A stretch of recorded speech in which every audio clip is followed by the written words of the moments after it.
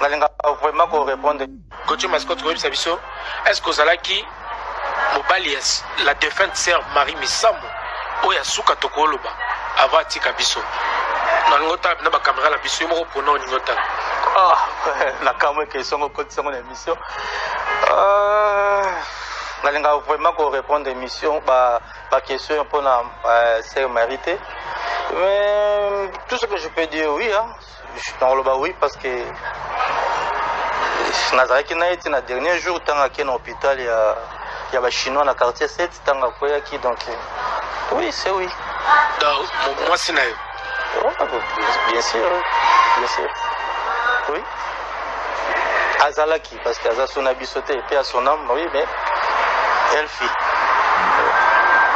Mais voilà, on a pas répondre à la question. Est-ce que Zaki relation moko secrète ou bolinga qui pendant la bateau, tu bateau mingo bazaki proche, ba kiango, mais na comme Azaki muto ayebalaki. Bolinga qui yoposa muto yebani trop na showbiz.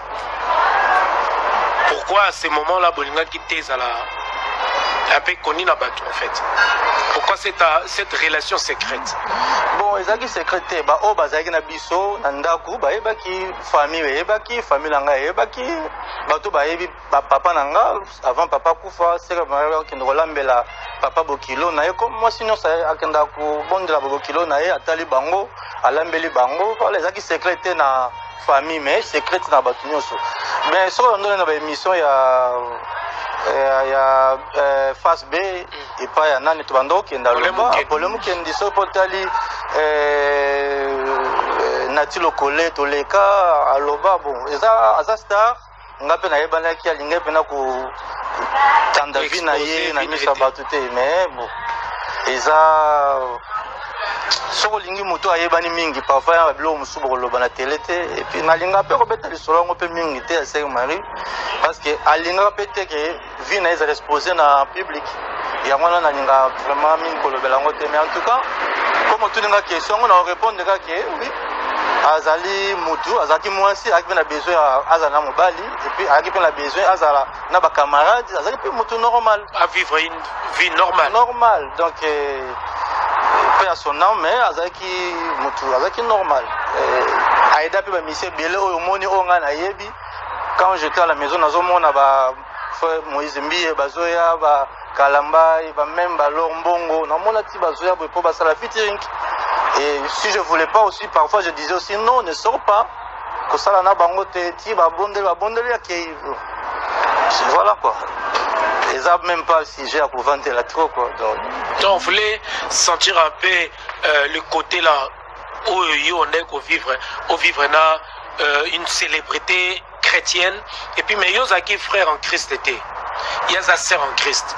Alors relation à Binoana est-ce que on a mon angote qui bati kolo bisabatu yoza mutumo dans la showbiz à côté de musique ya momkili aux pasteurs parce que mingi ba sœur ils ont mis au monde la fois moi pasteur moi apôtre moi nini pour et enfin comment dirait et corroborer en fait en bon français et ça la paix vous allez paix moi en équilibre mais aux agi moto trop za muta mokili quand même biso to na ba mokili mais to binde ba sœur na ba de to bara aux agi païen mais il y a sa sœur en Christ alors relation na agi neni bon c'est pas vraiment je suis païen na botem na famille chrétienne naza na bao bayebi frère na landa aza pasteur apôtre Alain assemblée na église munene na Kenya Tanzanie Uganda batu nyonso kotona bayebi Afrique du Sud et aba camarade bakizamina pasteur Kizamina tous ces gens et puis leki nanga so la ndenga na sima aza pasteur na Gabon pasteur David que je salue beaucoup batu bana na Gabon bayebi pasteur David donc la famille chrétienne peut-être nga na assemblée la raté na landa moi nzela mobo mais c'est pas dit que naza vraiment mutu mabe je te dirais une chose Noli naza bon plus que de pasteur qui est oyo yebi. Ah bon? Oui. Nani expliquer na bisola. Au kotango pena au toucher ndenge j'ai pas pensé kalinga na yebano ka fula. Ça pena bango bien. Oza bon ndeni. Na bon na sala ba don ebele na kin. Oyo na ko komikumisa na TVT o ba pasteur moko te sala. Par exemple ngana bando kende kin na ba no 2000 ans. Mona na bengisi bana cirage. Bana nyuso ba pakula cirage na kin. na Gombe kini mobimba na leki na TV par exemple na bando le coming na émission ya Blues Blaise Wanga oui. na Aga, je me rappelle. oui na la fille la petite Mando Sala Susu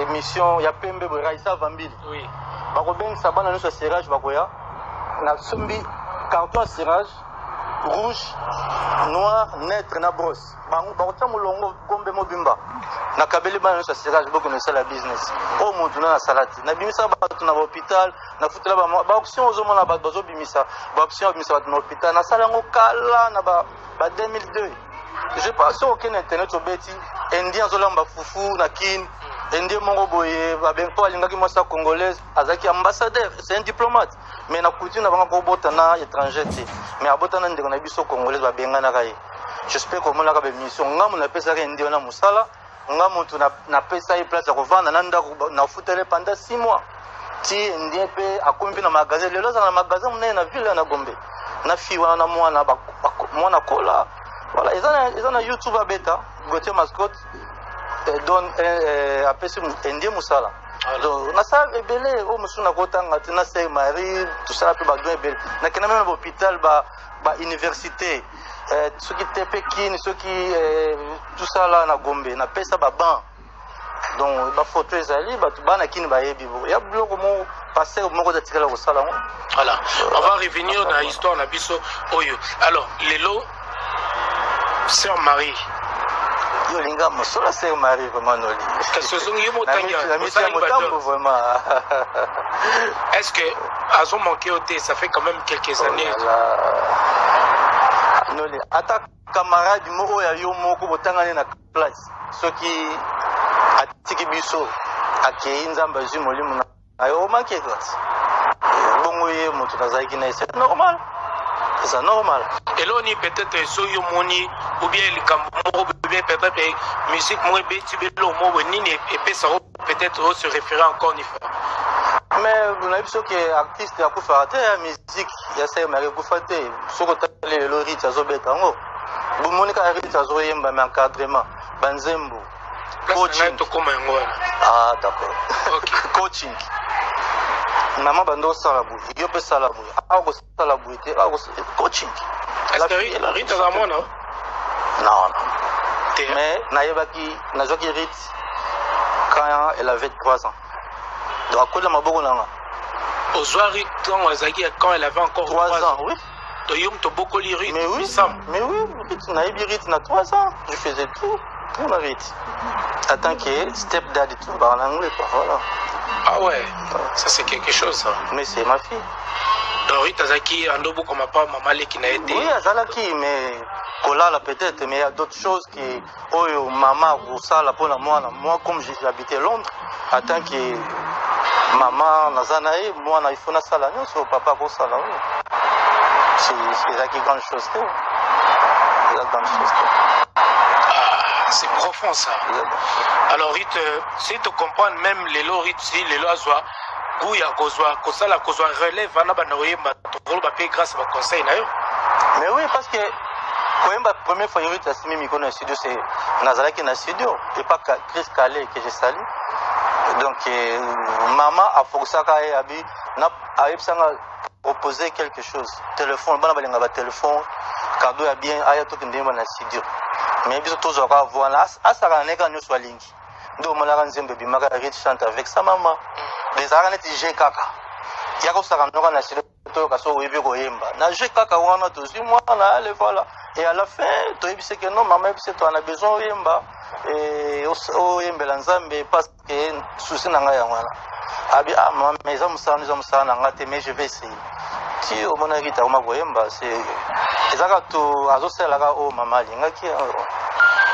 nini okolo ba vraiment surtout à Rite Misamo qui nous regarde ouais keep up Rite congratulations I'm very happy I'm proud of you I know you're gonna be doing good job for all Congolese and I'm very happy to see the song and to hear the way you sing it. Alors bien anglais pour accompagner mais dans le cadre que félicitations na ndenge azoyemba eza naza vraiment na esengo mingi na ndenge azoyemba et puis azobimisa maloba na bavoix oyo mama banda koyemba en tout cas eza esengo mpona nga parce que eza kaka moni biso totikali na mokili nde tokoyebisa ye nini mama alingaki mpo ayeba et puis soki asaleli yango voilà esengo c'est que le message est passé et le reste eza problème te. Donc voilà tout ce que je peux dire. Félicitations à elle. Je suis vraiment Naïsengo Komona Koyoka. Et puis nous sommes encadrés, Ikerne, Kitambala, Napesi Binombote Mingi, bon encadré toujours comme ça. You're doing good job, guys. Ils ont pour contrôler comment ça marche et tout des fois ailleurs après pour un conseil toujours. Bien sûr, oui, bien sûr, toujours les engagés, toujours. Même temps que ça la clip, Zokoche, Rosala Ndene, Wala Tandene, toujours. Ce que Nzemba Yembe avant que tout le monde ait bien mon Toyo Kaka. Moi, Nazana ba maquette, monsieur Banzemba c'est Marie, vino bon en côté. Oh, Abanda Koyemba Kabouye, on a enregistré na cassette. J'en ai beaucoup. On peut ça la moine à un jour. On peut ça oui. On peut ça mais en tout cas ça Yemba est belle, ça t'a 42 chansons. Et Bimate, j'en ai. Parce que je vais chanter ça. Luka et Loko no one ça va voir. Toko d'ici carbon, j'aime aussi carbon. J'en ai. Donc Gauthier Mascotte, aux avouements tout le besoin nini naba secret. Porte, ils ont tout là qui n'a à tout moment. Mais bateau ba yebinga, ba yebi qui na mutu. Na collèvement na musique. À l'époque, on a pire vu dans la Londara, on a dit Londara production. Londara, oui. Ngoma Africa. J'étais petit, on a dit pire petit à Londara.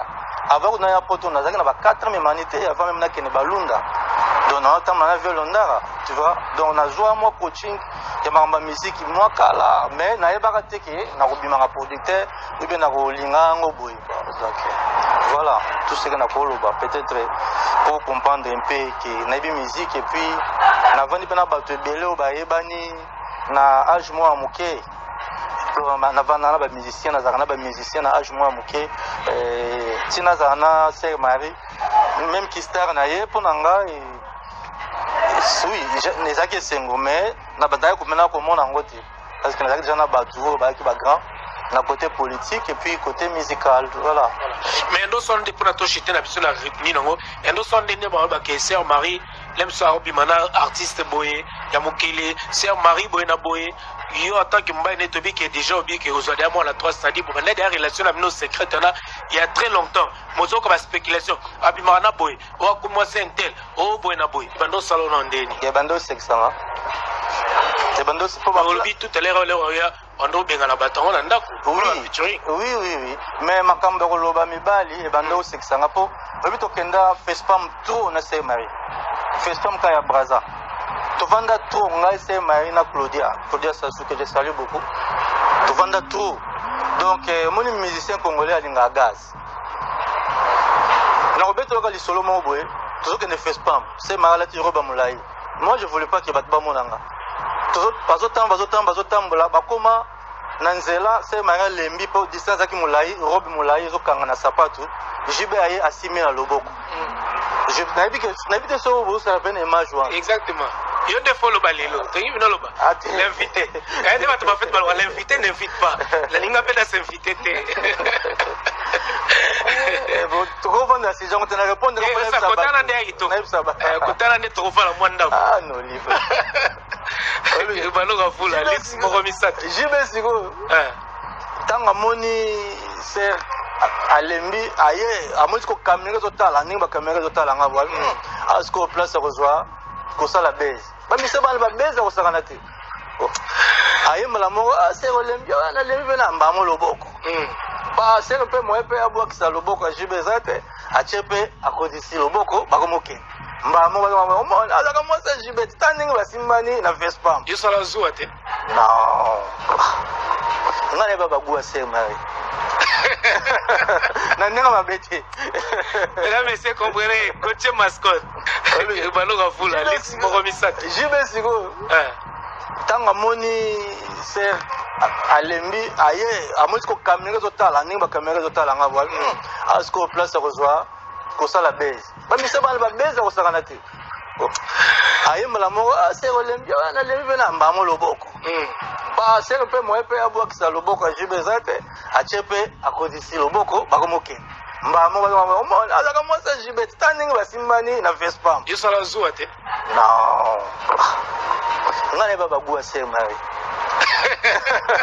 na ndenge mabe te mesdames messieurs comprenez côté mascotte na yeba baguwa ser eza nti yo oyi baguwa mwasi na oke no omoni jo so aliki pembe na sheri na nga mpe madame ata kolinga ye te me ye mpenza ça va oyi baguwa madame na yo mpe mwasi mpe bagu mpe modele ya basi yo olingaka soki aleki mpe na pembeni okoyeba o mpena bagu anoli soki kutu une minute c'est trop ngai na sambo donc na cadre wana kwa mais nalobi te ki aza faux studio po te mais na ye bagu ya ser donc tisala mpe babese wana et tout ça mais yo ebaki no histoire normale et tout bato ebele bazwa babese na nsima ser wana ebele bakosa makambo moko impossible oyo ngai mo navandaka boye na mitunaka bazwaka yango wapi. Mais est-ce que parlons à Roba Moulayana pour n'habiter qu'à l'époque, Sonic a foutu en deux bas, son moni mopenda ser Marie. Yo mtope ça ba consigne ka ser à longa là-bas, nini agi pas comme Blora Milay bien, et ça l'a gagné. Bon, je me rappelle, son moni, albani son moni mi pende, je crois à l'époque. Oui, no liyo bi batu balobara na mokili, balobara ka, bakomona.